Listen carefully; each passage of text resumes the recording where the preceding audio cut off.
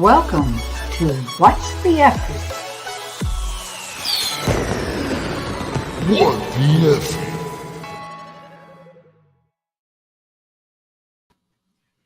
Hi, everyone. Welcome. Welcome to this special episode of What the Effie. Today we have Wes Grant with us, and I know many of you are very much looking forward to hearing from him. And I'm afraid to say he had to leave his hair at home. He's come in his natural way. He chose the movie, and the both characters had so much hair. There's no way I could not put hair on him. So thank you for being a good sport, Wes. I really appreciate that. Thanks for having me, Effie. The picture is amazing. And let me just say, your intro video is also amazing. It's inspiring. Like that's some good content right there. Good job. Thank you. Thank you. You were in it, so it passes the muster. Yeah. Anyhow, so oh my gosh, we got people running all over the place here. All right. So hello, Yada. Hi, Melissa. Oh, okay. And Fran's here. Oh, we got Zach. We got a bunch of people popping in, and that is always a good sign. All right. So I'm going to start by saying I know that you and I both started young in real estate because of our families. So I was 11. So let's stop here for a second and start by taking a look at young Wesley. Or were you called Wesley or were you called Wes when you were young? It depended if I was in trouble or not. So it was Wesley if you were in trouble, and it was just Wes if you weren't, huh? You got it. All right. So here we have young Wesley. As you can see, he was a pretty cool dude and very much in fashion. Was that your sister? That is my sister. Yep, that's my sister, Bree. Bree. Oh, I love the name. I love the name. So, here you are as a young dude. Look how handsome you are. I mean, that's just really awesome. I really just wanted to prove to everybody that I did at one point have hair. You weren't born with it, were you? Were you one of those babies that came out with a lot of hair? That's a great question. I don't know. I'll have to ask my dad. Okay, because most babies don't have much hair, if any at all. And, right. I'm interested in learning a little bit about, I can see that here in this picture, we're seeing that you're a drummer and you still are a drummer, correct? You got it. I sure am. Yep. The thing that strikes me about this picture is that you look like you're a young teenager, and yet these people look considerably older. Am I correct? Yeah, yes, you got it. I started drumming really early, and it was my drumming and surfing were my two passions, and that's all I did all day long. And so I got really good really quick. And so by the time I was 15 or 16, I would be playing with all sorts of bands, including filling in on drums for some of these local bands that had, adult musicians. And I was a little 15-year-old in the background filling in on drums. Wow. Okay, so that is pretty impressive.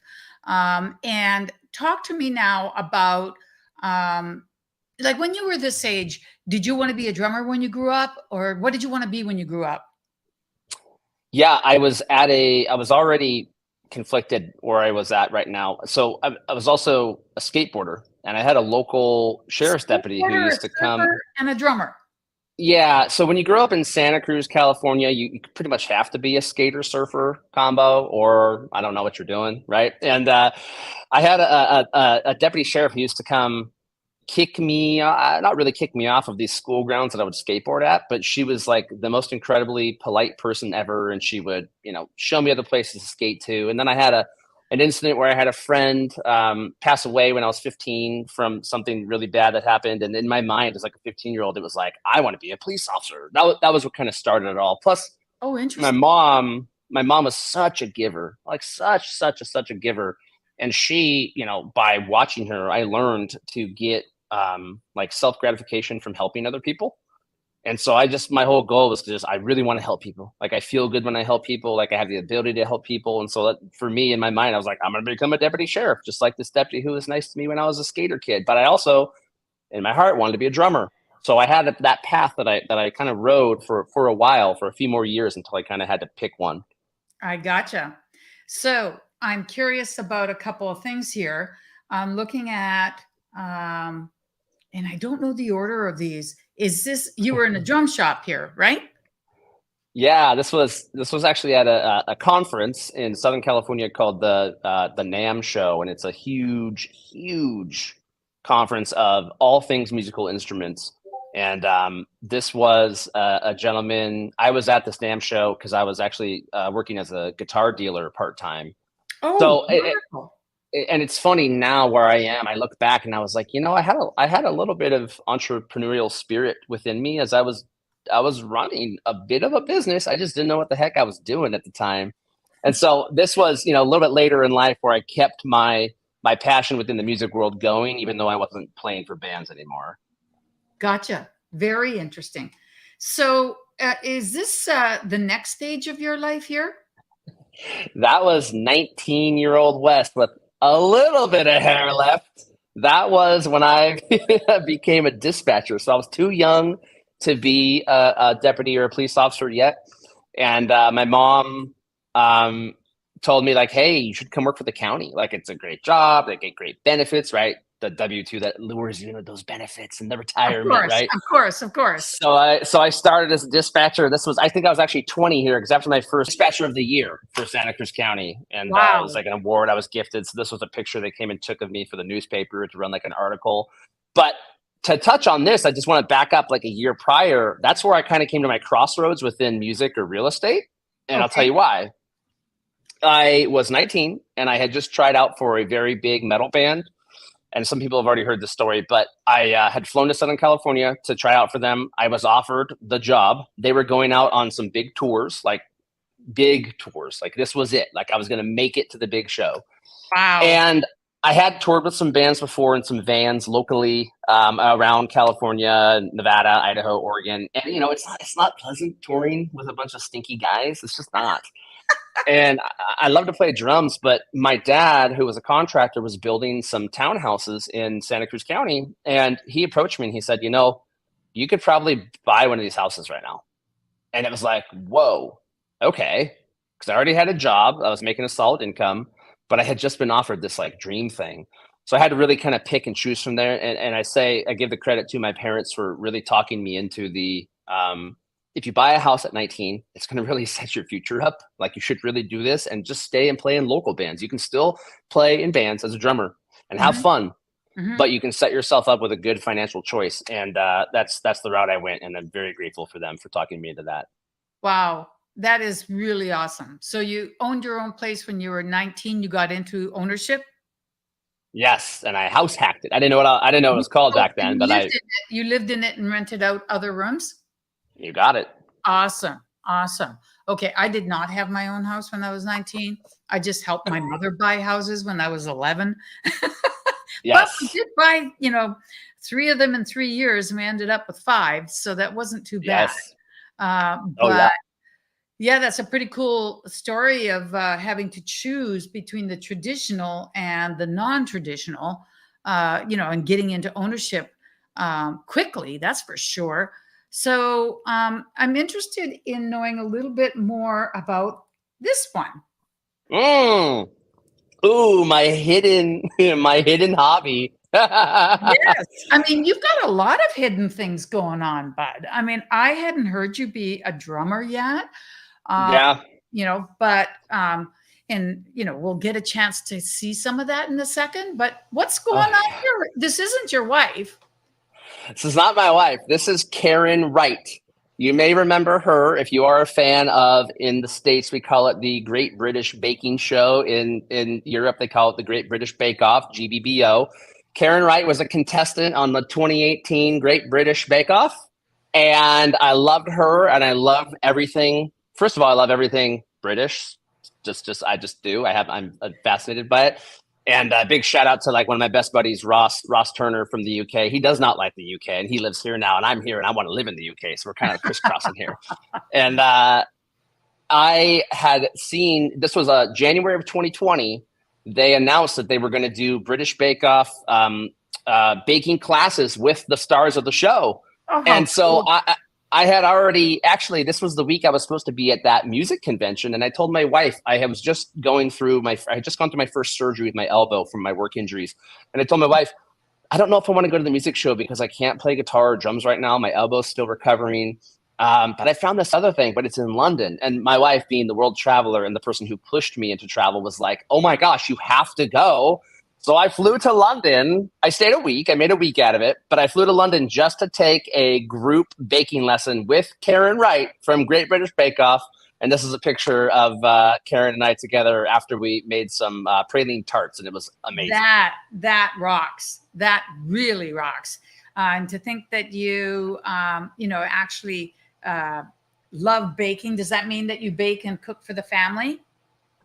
I bake with the family. My daughter and my son will do it with me, and my wife will do it with the kids as well. And my wife, I'll admit, is better than I am, but I just do it for fun. And she's skilled, so we have a little bit of a difference. But she's really skilled. Interesting. Well, I have to say that any man who can cook or bake at all is a treasure to most women. So good for you. Good for you. Now I'm seeing this picture here with the little girl and your son. This is your wife, right? That's my wife, Sarah. And where were you guys? It looks very British. Yes, we were in London. This was just this last Christmas of 22. We took the kids to Paris, London, and the English countryside, the Cotswolds, for 17 days. And this was when you're in London, you have to do an afternoon tea.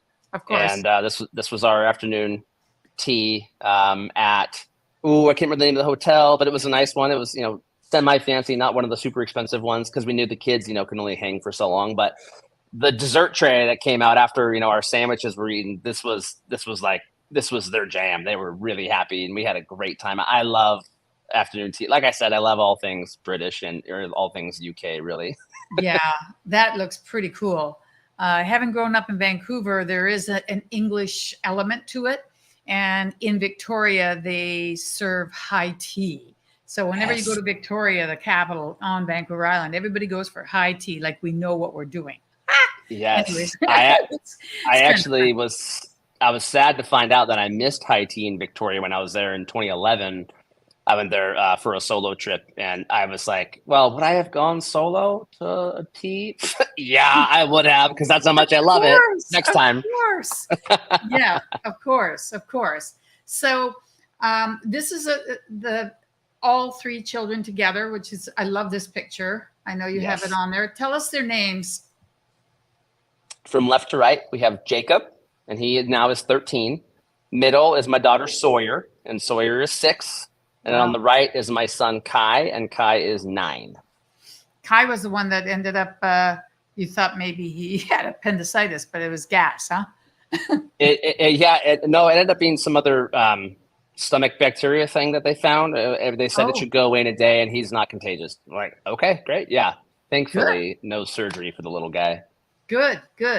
Well, I'm going to move us along because I want to see how you got from, and we've kind of gone back and forth a little bit, but from owning a house at 19 to being a private money lender and a real estate investor now. And I know that, sorry about that. Who are these dudes? Yeah. So this picture I put in, this was a big perspective and mindset shift in my life that happened. That's why I put this in. So obviously I'm in the middle, the big shiny bald one. And then on the far left is my good friend Damon. Next to that's my friend Zach. And those two gentlemen were my coworkers. And then the gentleman to the right of me, when you're looking at the picture, is my best buddy Eric from birth on. And then our friend Marcos next to him, who's an Italian friend of ours who was in town from Italy. They were helping me move into what would be my last California house that I would buy and sell before moving out here to Arizona. But The gentleman, when you're looking at the picture to the far left, Damon, when I was going through my surgeries for my work injuries, I was at a bachelor party for a friend, and I got a phone call from someone saying, "Hey, Damon was just murdered." Whoa. And Well, on is that duty. the gentleman in the black or the gentleman in the white? The white T-shirt. Yep, the Oh, white T-shirt. And Damon had been ambushed on duty oh, and killed, and it was down the street from our house, and I wasn't there. And it was just like a huge, like, it was a very crazy, chaotic day. And I know Damon's wife because we grew up together and went to school together, and she was pregnant with their child, and they oh, also had a 2-year-old little boy at home. So it wasn't instant, but it was over a few days or a few weeks where I shifted from a like a broken mindset of woe is me, I'm having to retire, I have all these injuries, I'm in pain all the time, which like it sucks, right? But that happened, and that was just a massive perspective shift of like, whoa, nothing in this job matters. Nothing. In fact, this job sucks. Like, let's be frank, it sucks. I didn't get to carry out a lot of what my mission was. Eventually when I moved into the detective role, I did get to work closely with families and help them a lot. And so I did have a lot of help. Or I was able to really help people, which made me feel good, but it didn't matter. Like, my family mattered. yeah. And so it was like, it went your from health. being in my head. Yeah. And so it went from being like, oh my gosh, I have to retire, this is my identity, to like, forget this. My family is my priority. And it has only just, I mean, I hate it that sometimes we have to have massive events in our life to really change our perspective, but that's just the reality we live in, and it happened. And Yeah. I love Damon, and I can appreciate his sacrifice for what it has done for me and my family, as far as me proceeding as the best person I can be for my family's sake. And I'm here for them, and I'm healthy, and I'm not having a chance of being ambushed anymore. Right. Yeah. And Wes, it's interesting because we do have a number of officers or people who came from law enforcement, that sort of thing, in Sub 2, I think. Or maybe I just noticed them more. And I've always had mixed feelings for that very same reason. I mean, I am very appreciative and grateful to them, but I often feel like I just want to grab them and pull them out of there because it's so dangerous and so risky. That is so not cool. And I'm very, very sorry to hear that. But you did get to play with some pretty cool toys. What the heck was going on here? Yeah, this was probably the only thing I really missed from that line of work.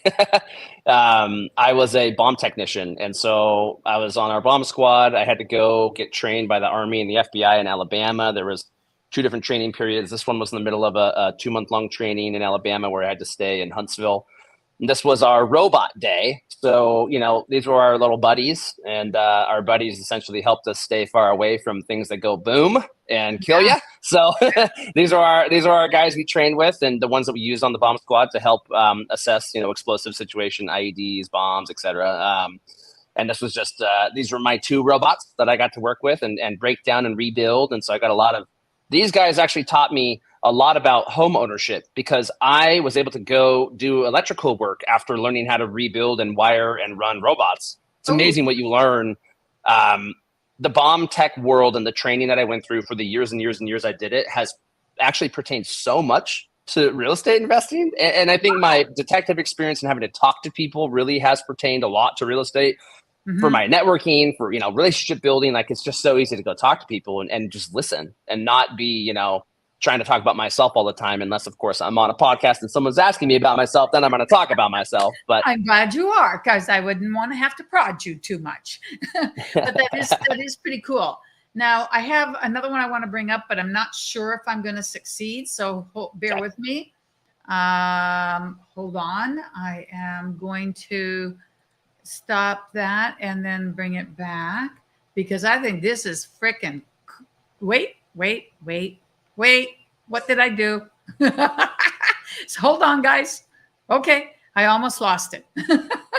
Bear with me. All right, here we go.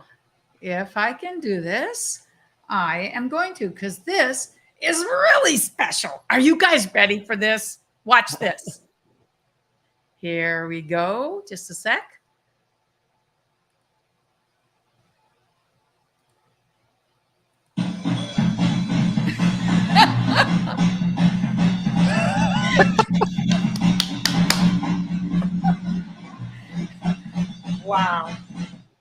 That is so freaking awesome.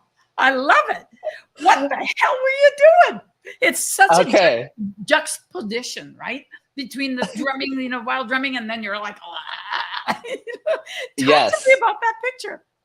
Okay. So funny enough, just by coincidence, my final exam of bomb school, we're on the Redstone Arsenal Army base in Huntsville, Alabama. My final incident is to go into this nightclub.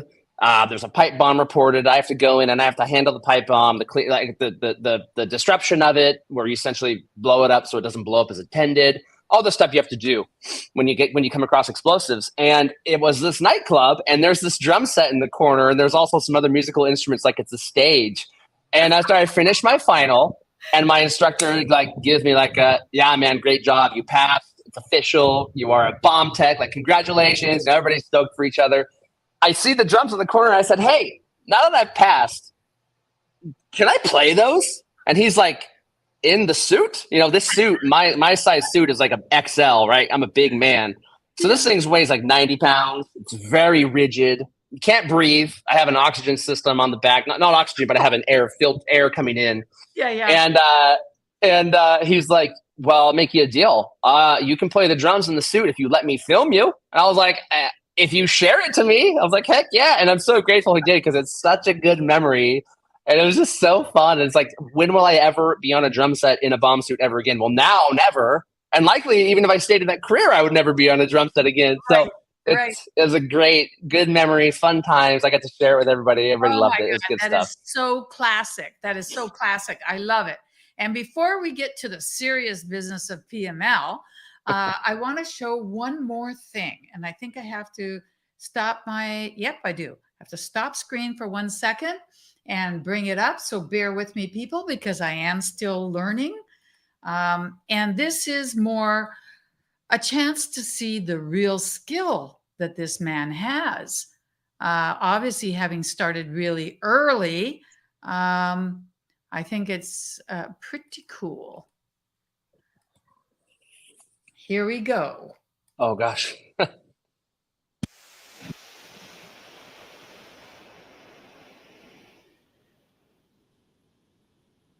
I don't think there's any audio.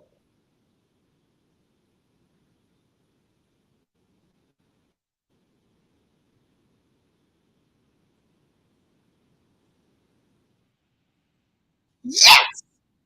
I love it. I love it. You know what? I don't know how many guests I'm going to have that can drum a beat like that. So I want to say thank you. Thank you. Oh, you're so welcome. I couldn't hear it on my end, so I was like, oh no, you can't hear it, but I'm assuming everybody else could hear it on their end. Yes, I hope so. Did you guys hear it? Drop a yes if you heard it, because my mic should have picked it up, but I don't know. He was all kinds of, Wes has all kinds of skills.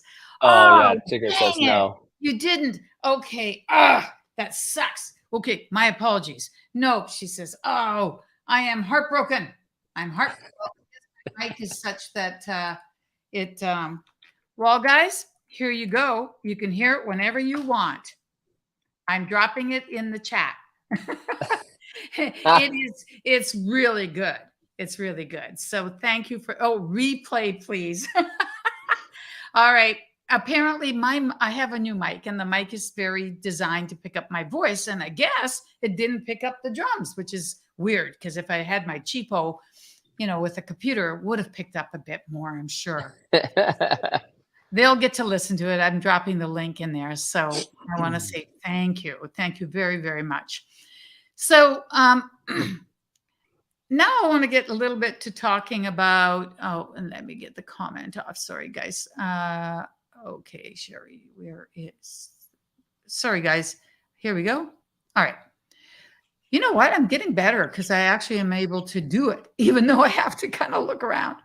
Okay, yeah. So I'm interested in knowing, I know that when you came into Sub 2, you had already started lending before.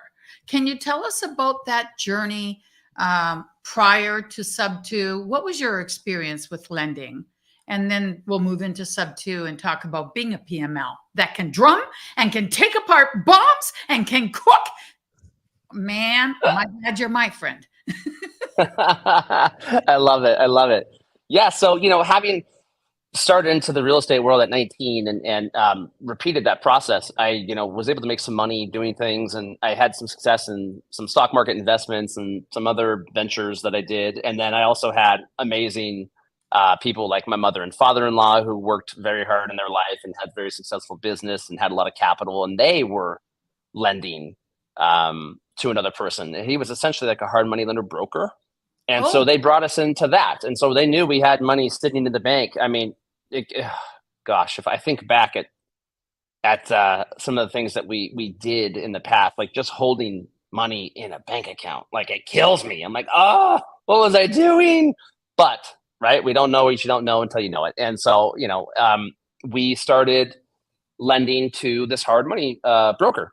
And so, we learned a little bit about the process. We did that over like a 10-year period. And when I retired from the sheriff's office, it was like, hey, I was looking at some like corporate security stuff jobs, just like just stuff that did not interest me. That was just going to pull me away from the family more. Cause in my job, I was gone all the time. I was a coroner detective. So anytime anybody died, I had to go out. I was the on-call person, right? I had to go do all the death investigations, all the scene investigations. And anytime we had explosives, I was called out. And so I was really like never home.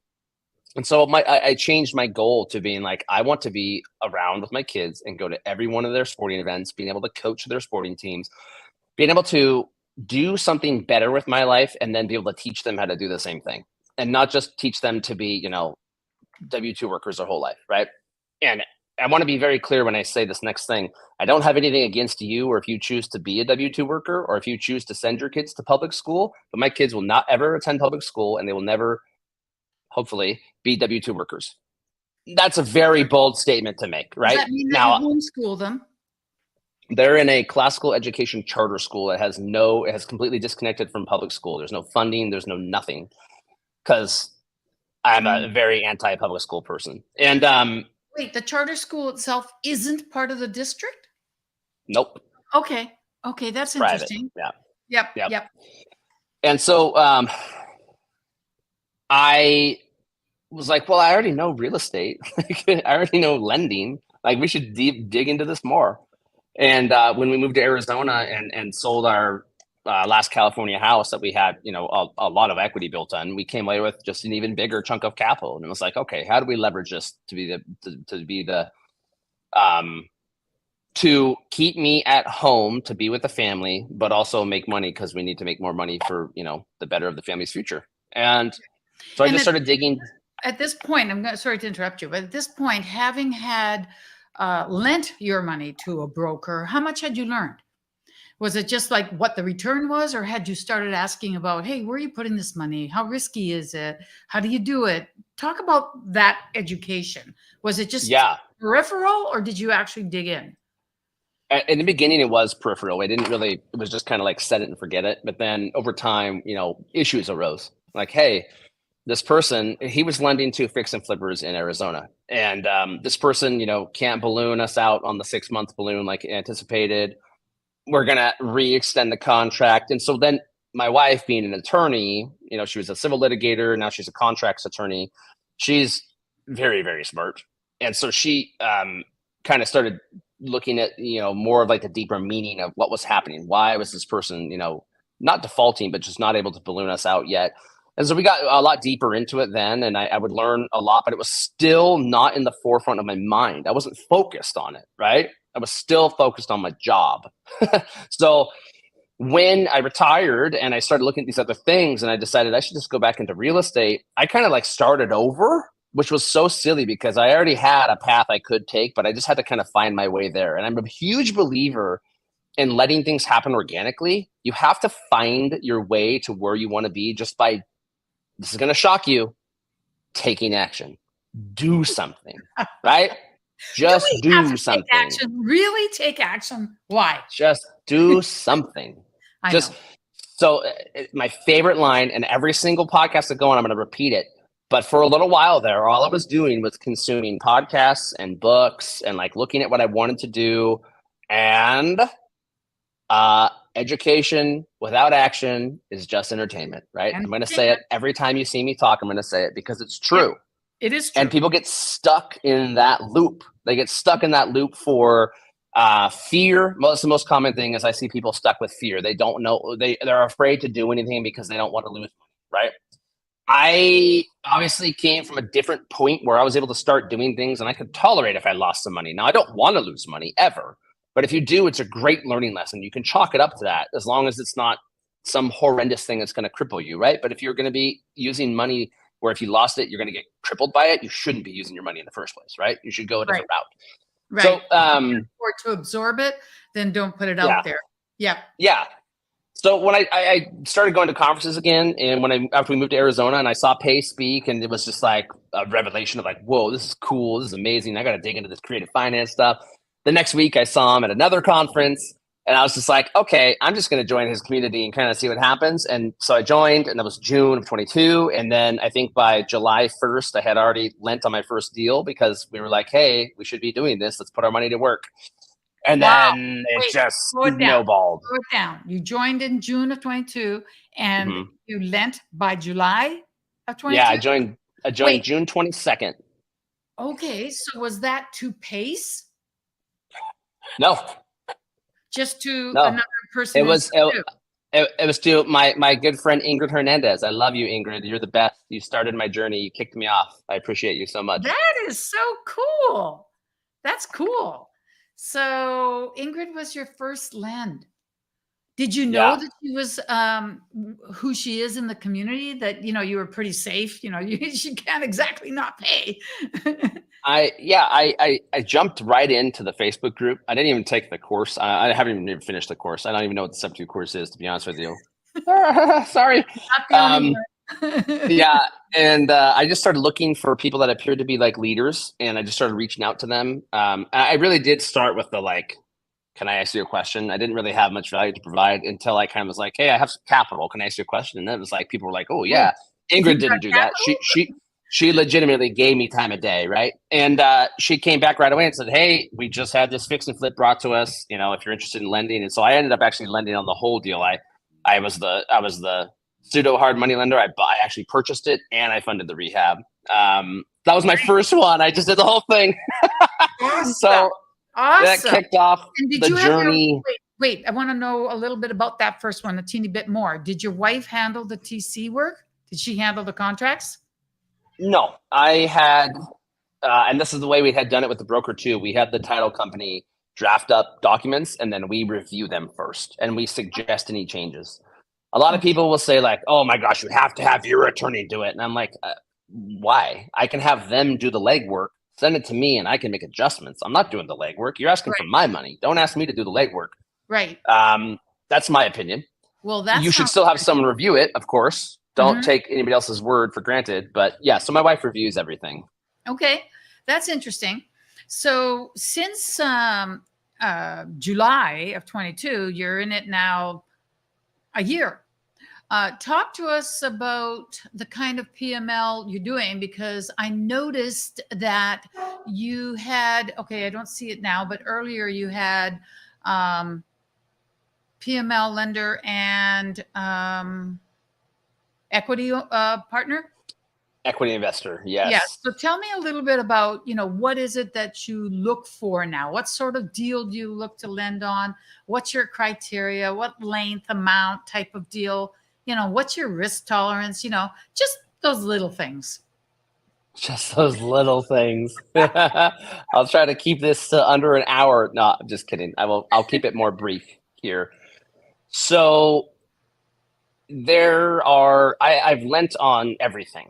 I have done so many lends in the last 14 months. It's been pretty wild.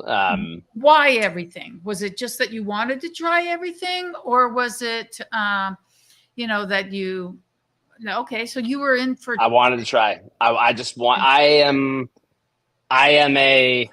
never say this right. Is it dive in head first, jump in feet first? Whatever it is. I just want to get in and try it.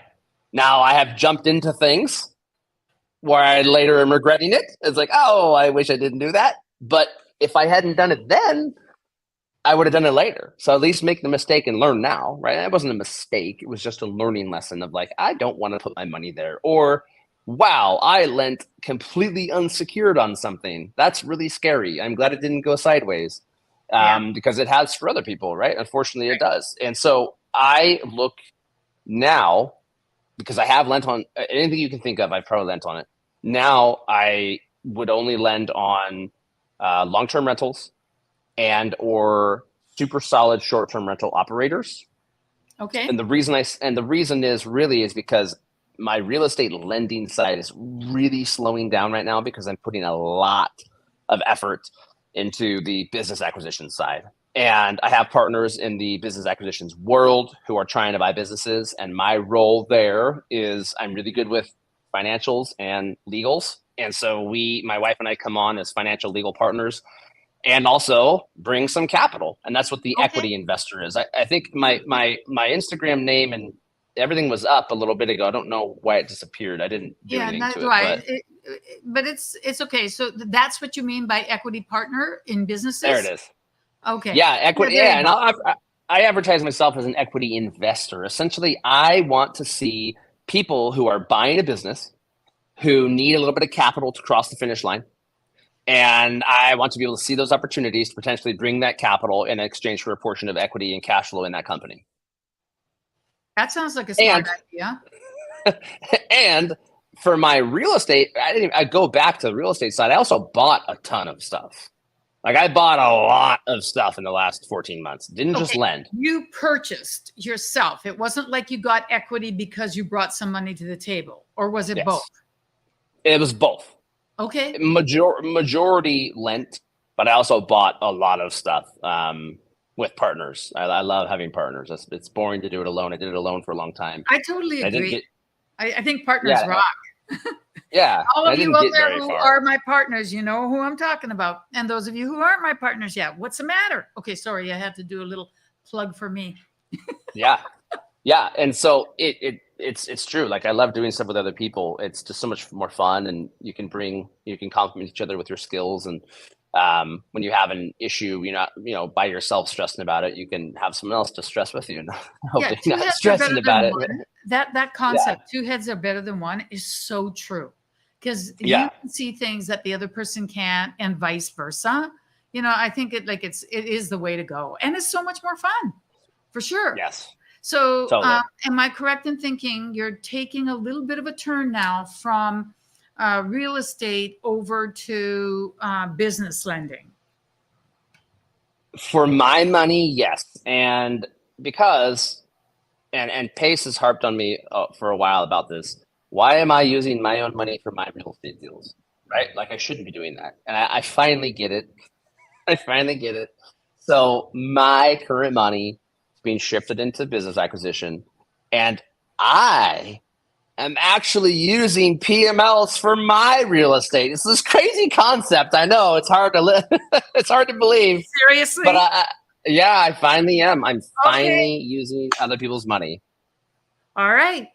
Talk to me later. The best part about it is that I'm going to teach you, anybody who comes to me who potentially wants to lend, I'm going to teach you every single thing you could possibly consider as far as the risk, the due diligence you need to do, even on me, because like people are like, oh, I trust you. Like Pace puts you out there. I'm like, great. Pace puts a lot of people out there. I don't trust them. I still want systems and processes and vetting and due diligence, right? Everything still has to be done. Just like Pace says, he'd never lend to his grandma without title, right? You still got to go through title. You don't lend to people, et cetera, et cetera.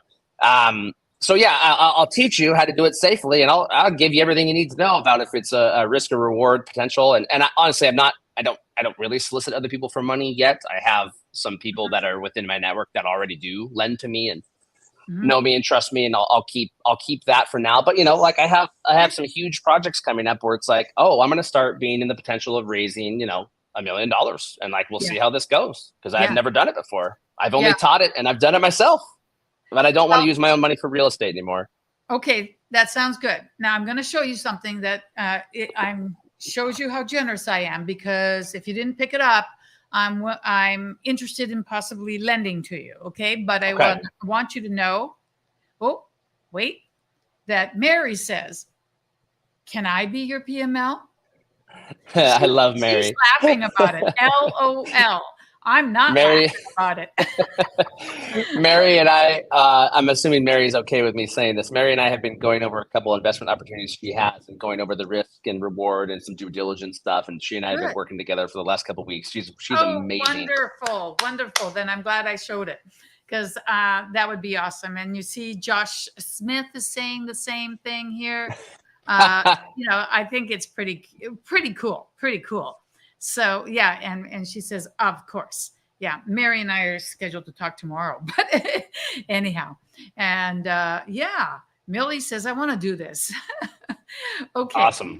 I think it's really interesting that now you're actually turning to lending on businesses and borrowing, because I have thought of the same thing.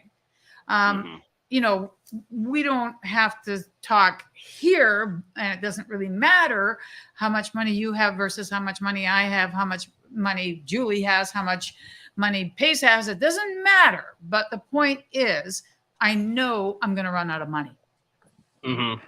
Just like you will. So why would you want to slow down? Why would you want to stop? So it makes sense. Oh, and here comes, careful what you wish for, Mary. Okay, so it is interesting that you recognize that and you took action on it. That's really good. That's really good. What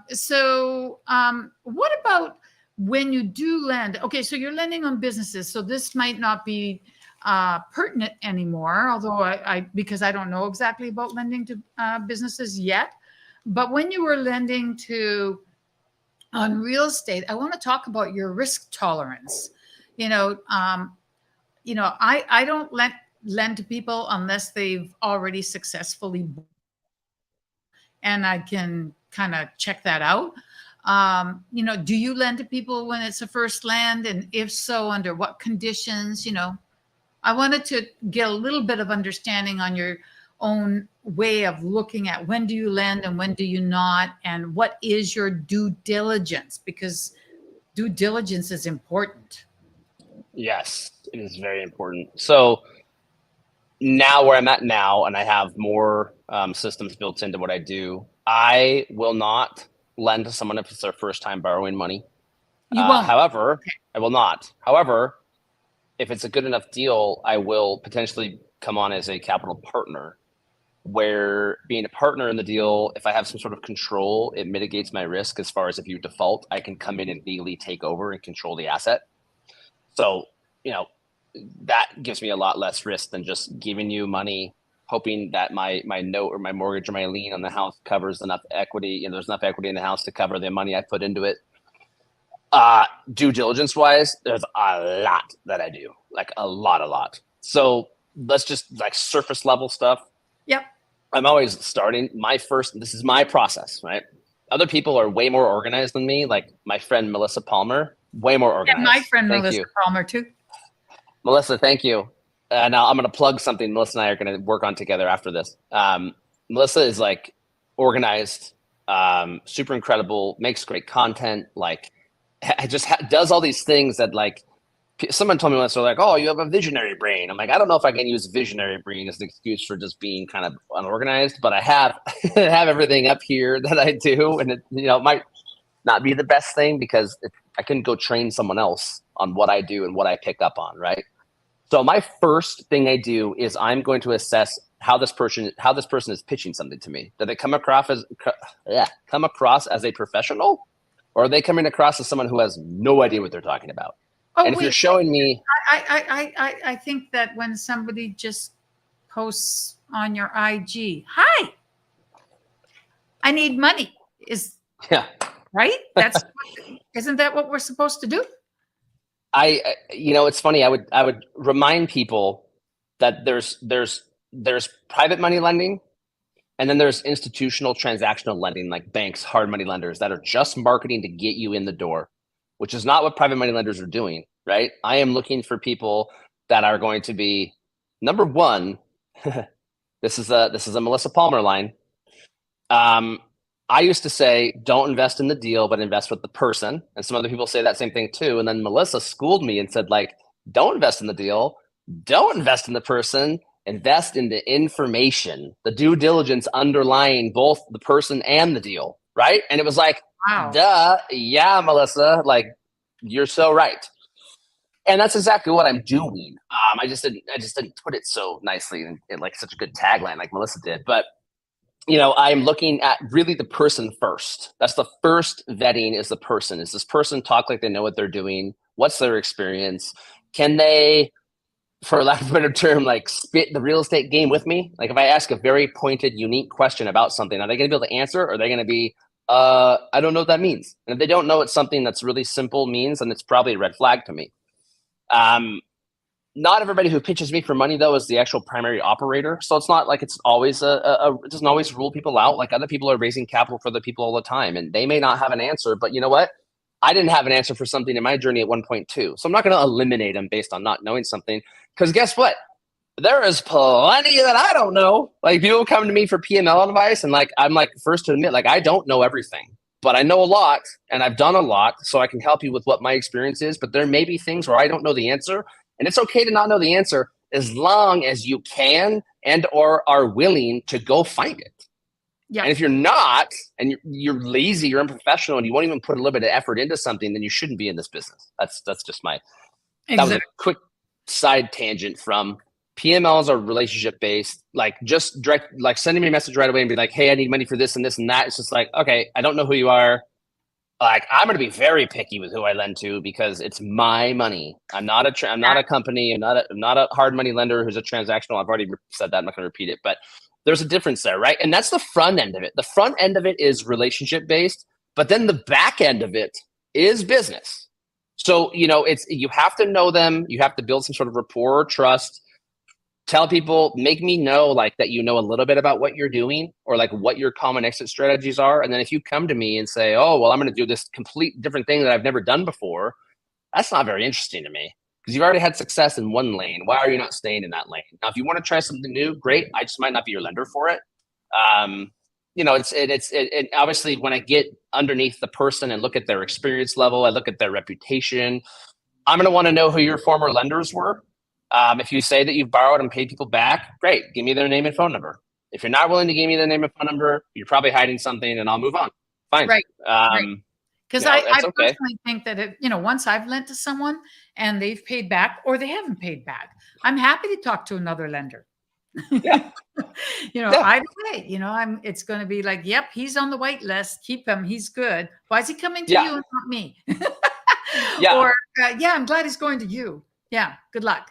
And the other side, to be totally fair, because I'm an extremely reasonable person.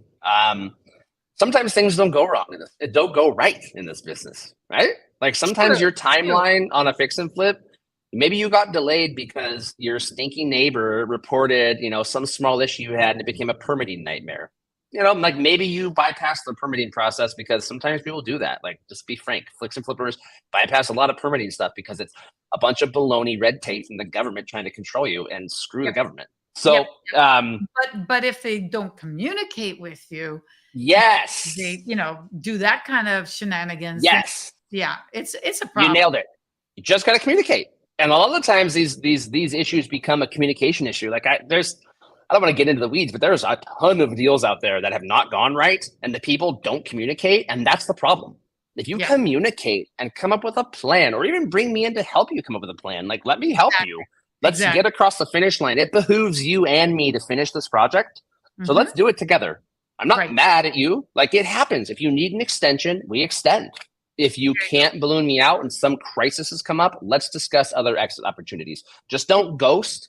Don't stop communicating or you are dead in this business. You are dead. And there are multiple people who are dead in this business right now that I know of because of this. I know. I have my blacklist. I'm willing to sell it. So I'd like to just touch a little bit, slightly different situation. What about people who are wanting to start in lending? And a lot of them tend to go into Gator, but, and I don't know if you ever did any Gator deals, but people who are either in Gator or who are just looking to start, what would you say to those people? What advice would you give them? I would start with don't think so small. A lot of people I talk to are like, "Oh, I only have like $50,000." I'm like, "What do you mean only?" Right? That's great. Like if you want to stack that up to a higher amount and say, like I talk to a lot of people who are still in their W-2s and they're working hard and they have this extra money sitting aside. They may be high earners or maybe they have money in their 401ks or other retirement accounts. They want to put those to use for real estate and not rely on the stock market. A lot of times people say to me like, I only have. I'm like, I only had that much money at one point too, and like I have grown it a lot. Like you can grow it a lot, and I think a mindset issue that comes with the people who want to lend is they think in shorter term periods when really this is a long term game. Now you may have a shorter term goal of like for me, my short term goal is to get my wife away from her attorney W-2. We have a point in which she could leave, but like all the capital that we have, we're never going to live off of that. That is a tool to leverage for more cash flow. When we get to a certain amount of cash flow, she'll leave that W-2, right?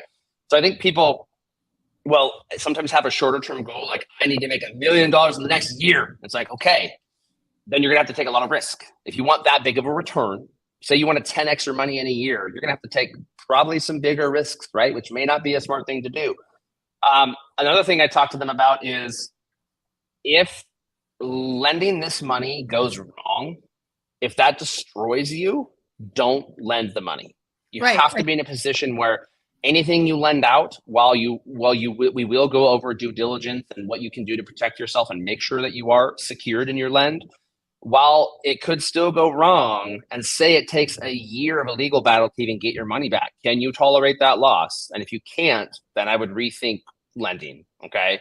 Right. Or picking the very, very safer like assets to lend on where you don't have the potential for things going wrong. Yeah, I have to agree with that. I think that if you're going to lend, you need to be ready to lose it and not regret the journey.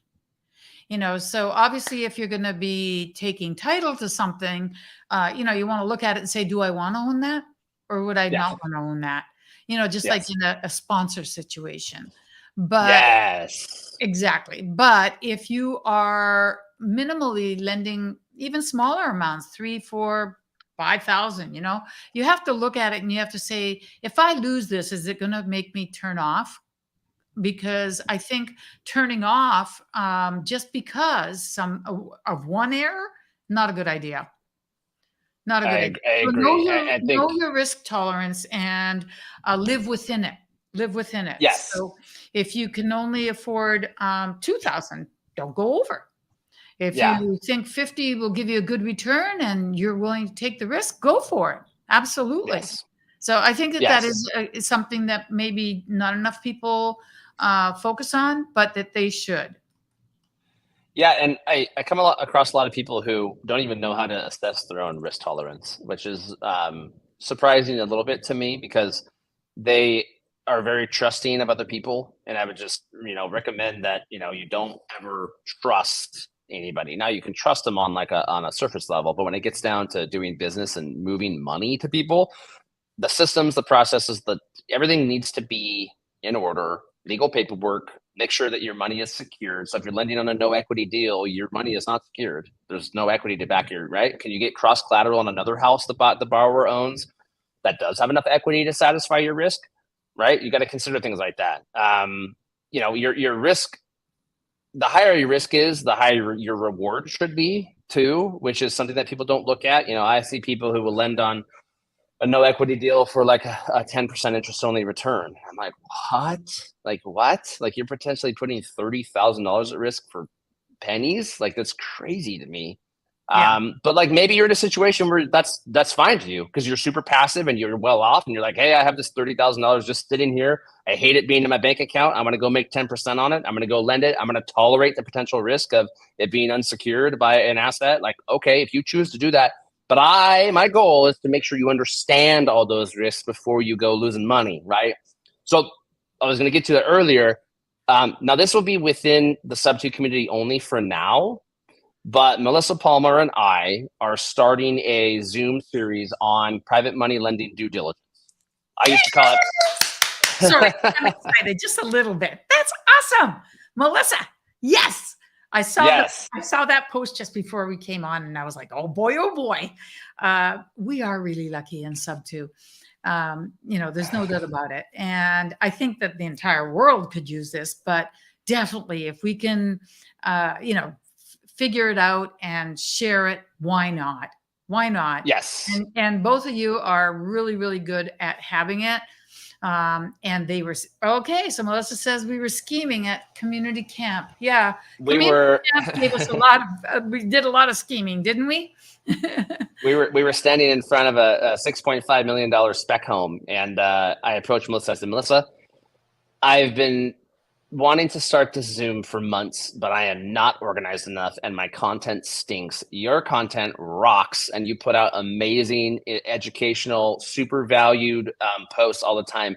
Will you please tag team with me? And so she has lit a fire under my butt, and we just met about it this morning, and we finally set our first date. We have like a rough idea on how people are going to approach with questions.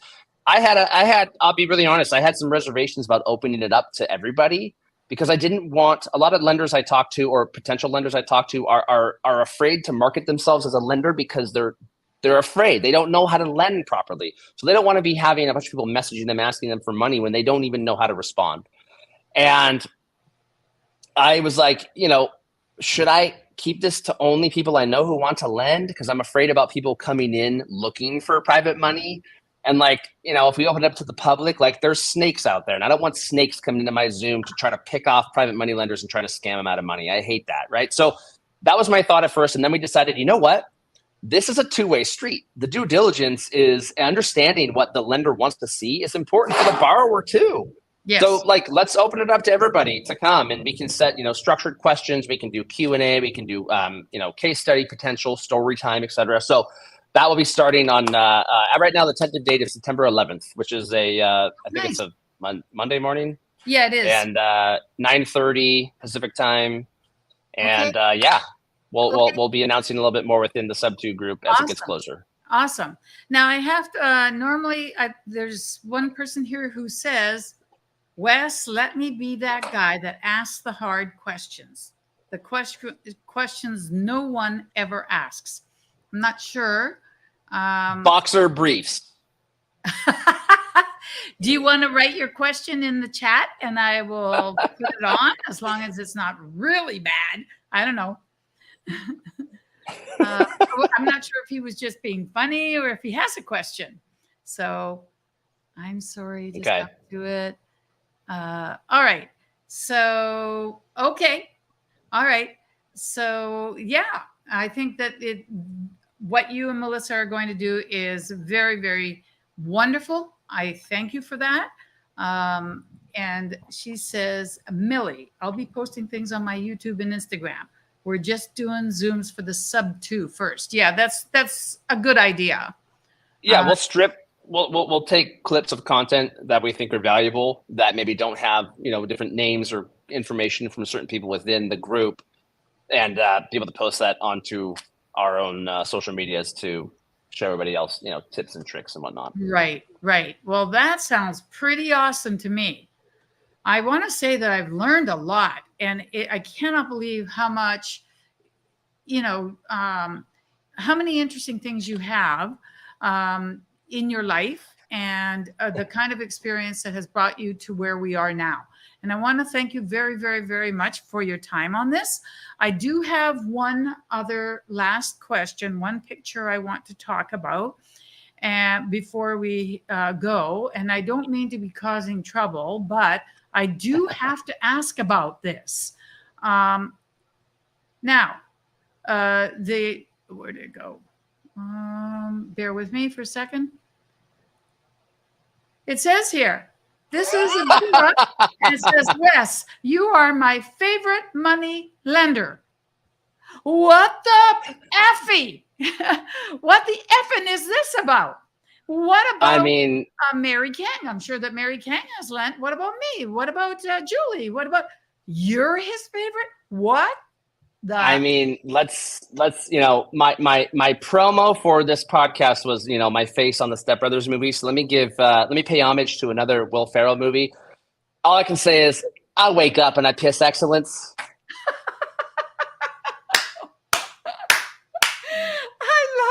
I love it. Oh my gosh. Well, thank you so, so much. And thank you to our audience for coming. And you've been very engaging. Oh, I mustn't forget.